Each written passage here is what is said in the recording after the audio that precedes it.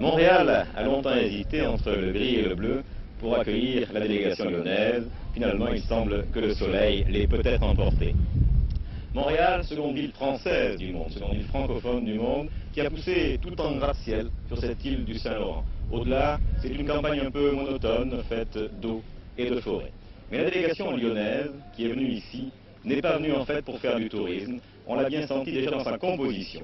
Il y a plus d'une centaine de membres dans cette délégation, et composée, outre des représentants de la municipalité, de spécialistes scientifiques et médicaux, et également de spécialistes du monde économique, puisqu'elle compte près de 50 PDG ou directeurs généraux de firmes qui sont disposés à établir des liens avec Montréal, voire avec le Canada.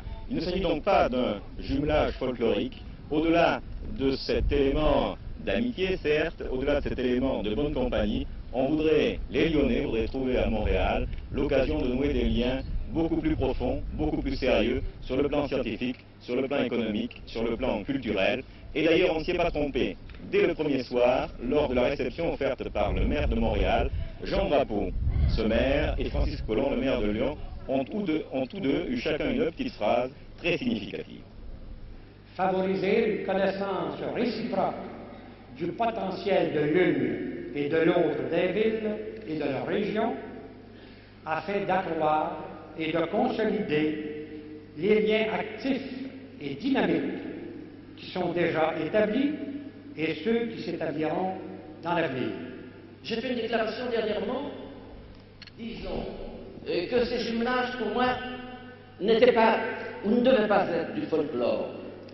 Ils devaient forcément aboutir à des liens plus étroits dans l'économie, dans le spirituel, dans un tas de domaines que vous avez rappelé, monsieur le maire, la culture, les arts, la médecine. Pourtant, cette visite s'inscrit dans un climat politique quelque peu tendu. Mardi prochain, les Québécois vont avoir affronté un référendum capital dans leur histoire. La victoire du oui signifierait la possibilité pour René Lévesque, le Premier ministre québécois, de négocier avec les autorités fédérales ce qu'il appelle un contrat de souveraineté-association. La victoire du non serait un coup d'arrêt à l'évolution de cette province vers une certaine forme d'indépendance.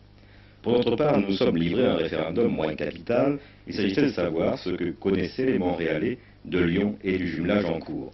Et comme pour le référendum de mardi prochain, on en est là aussi à 50-50. Est-ce que vous connaissez la ville de Lyon, madame?